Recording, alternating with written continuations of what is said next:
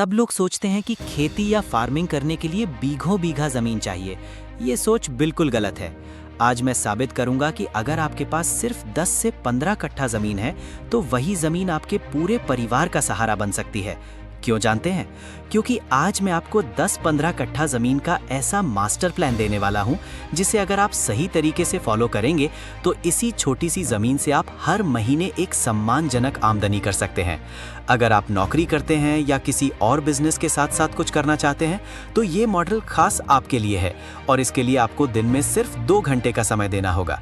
आज इस मॉडल में हम 4 से 5 इनकम के सोर्स तैयार करेंगे। अगर आप चाहते हैं कि यही एक टुकड़ा जमीन पूरे साल आपके घर का खाना चलाए और पैसों की टेंशन खत्म कर दे तो इस वीडियो को आखिर तक जरूर देखें। गलत फैसला लिया तो नुकसान आपका ही होगा। चलिए शुरू करते हैं। दोस्तों, सबसे पहले फीते से अपनी जमीन को माप लें। 10 से 15 कट्ठा जमीन मतलब कोई बहुत बड़ी जगह नहीं है, इसलिए यहाँ हम 1 इंच जगह भी बर्बाद नहीं करेंगे। इस 15 कट्ठा में मेरा 60% भाग तालाब होगा और 40% भाग बांध और खेत होगा। यहाँ मैं अनुभवी किसानों के 2 गुप्त सूत्र दे रहा हूँ। 1, तालाब खोदते समय गहराई 5 से 6 फीट से अधिक नहीं होनी चाहिए, क्योंकि छोटे तालाबों में अधिक गहराई होने पर सूरज की रोशनी नीचे नहीं पहुँचती और तल में जहरीली गैस जमा होकर मछलियां मर जाती हैं। 2, तालाब का बांध हमेशा 5 से 6 फुट चौड़ा और थोड़ा ऊंचा रखें, क्योंकि इसी बांध पर हम कुछ विशेष पौधे लगाएंगे जो आय का स्रोत होंगे। तालाब तैयार है, अब आते हैं घर की बात पर। तालाब के ठीक बगल में खाली जगह में हम घर बनाएंगे। चूंकि हम व्यावसायिक रूप से लाभ कमाना चाहते हैं, इसलिए छोटे मोटे घर बनाने से फायदा नहीं है, हमें बड़ा प्रोडक्शन चाहिए। हम किनारे के पास लंबी करके सेमी पक्की या टिन की शेड बनाएंगे। घर का आकार होगा लंबाई में 50 फुट और चौड़ाई में 12 से 15 फुट। हमारे पास बहुत जगह है, इसलिए लंबाई में घर बनाने में कोई समस्या नहीं है। घर को निश्चित रूप से दक्षिण मुखी करेंगे, इससे गर्मियों में हवा अंदर आएगी और सर्दियों में पक्षी ठंडी हवा से बचेंगे। ऐसा करने से फार्म में बीमारियां 80% कम हो जाएंगी। मचान की ऊंचाई बहुत महत्वपूर्ण। घर का फर्श या मचान जमीन से कम 4 फुट ऊंचा रखेंगे। इसके 2 कारण हैं। 1, बारिश के मौसम में बाढ़ के पानी या नमी से पक्षी बचे रहेंगे। 2, मचान के नीचे जो खाली जगह होगी वहां से हवा का आवागमन होगा और नीचे की जगह को साफ रखने में सुविधा होगी। अंत में घर के अंदर को नेट से 2 बराबर भागों में बांट दें, क्योंकि हम 2 तरह के पक्षी पालेंगे जिनका स्वभाव अलग है। इन्हें एक साथ रखने पर लड़ाई होगी। किस तरफ क्या रखेंगे और कितनी संख्या में रखेंगे वो मैं अगले चरण में विस्तार से बता रहा हूँ। चलिए आगे बढ़ते हैं। दोस्तों, घर तो रेडी है, अब आइए घर के अंदर को सजाते हैं। पहले ही बता चुका हूं, घर 2 भागों में बटा रहेगा। पहले भाग में क्वेल डेली कैश मशीन। घर के पहले हिस्से में हम 1500 बटेर पक्षी पालेंगे।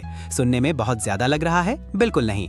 बटेर पक्षी बहुत कम जगह लेते हैं और आप 1 दिन के बच्चे नहीं खरीदेंगे, हैचरी से 15-20 दिन के बच्चे लाएंगे। ये घर आने के 20-25 दिन बाद से ही अंडे देना शुरू कर देंगे और आपकी आय होगी 1500 बटेर से प्रतिदिन औसतन 1200 अंडे मिलेंगे। इन अंडों की बिक्री के पैसे से ही आपके फार्म के सभी खर्च, लेबर बिल और बिजली बिल निकल आएंगे। और अगर आप एक छोटा इंक्यूबेटर लगाकर बच्चे फोड़ते हैं तो लाभ 3 गुना बढ़ जाएगा। इलाके के बाजार में 1 दिन के बच्चों की बहुत चाहिदा रहती है। दूसरे भाग, देशी मुर्गी फिक्स्ड डिपॉजिट। घर के दूसरे हिस्से में रहेंगी 200 पीस ओरिजिनल देशी मुर्गियां। सोनली या फाउमी नहीं, एकदम गांव की प्योर देशी। इनके अंडे खाने के लिए नहीं बेचेंगे। देशी मुर्गी के 1 जोड़े बच्चों का दाम बाजार में 300 रुपए है। आप सिर्फ डिम से बच्चे पैदा करेंगे और बड़े मुर्गों को मांस के रूप में 700 रुपए प्रति किलो के भाव से बेचेंगे। अब आते हैं तालाब पर। हमारा तालाब लगभग 8 से 9 कट्ठा है। यहाँ हम वैज्ञानिक तरीके से 3 स्तरों में मछलियां डालेंगे। कुल मछलियां होंगी 500 से 600 पीस। अनुपात लिख लें। 1, ऊपरी स्तर पर 200 पीस कतला या सिल्वर कार्प, मध्य स्तर पर 200 पीस रोहू मछली, 3, निचले स्तर पर 200 पीस मृगल या कार्पियो। दोस्तों, मैजिक कहाँ है जानते हैं? आपके घर के 1500 बटेर और 200 मुर्गियों की बीष्ठा या लीटर ड्रेन के जरिए सीधे तालाब में डालने का इंतजाम करेंगे। पक्षियों की बीष्ठा मछली के लिए 1 नंबर खाना है। इससे आपको दुकान से मछली का फीड खरीदने की जरूरत ना के बराबर पड़ेगी। मछलियां लगभग मुफ्त में बड़ी होंगी। दोस्तों, अंत में बारी आती है तालाब के किनारे और बाउंड्री की। तालाब के उस 6 फुट चौड़े किनारे को हम खाली नहीं छोड़ेंगे। यहाँ हम प्रति 6 फुट पर हाइब्रिड पपीते के पेड़ लगाएंगे और फार्म के चारों ओर जो नेट की बाउंड्री दी है उसकी जड़ में 5 हाथ के अंतराल पर रूपवान या नलडोग जाति की सेम के पौधे लगा दें।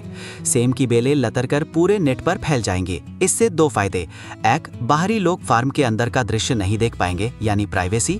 2, सर्दियों में हर सप्ताह इस सेम को बेचकर आप 2-3 हजार रुपए बढ़ती पॉकेट मनी कमा सकेंगे। दोस्तों, दोस्तों तो फिर देखिए, कोयल के अंडे, देसी मुर्गी के बच्चे, तालाब की मछली, किनारे के पपीते और बाउंड्री की सेम। 10-15 कट्ठा जमीन में 5 तरह के आय के स्रोत तैयार हो गए।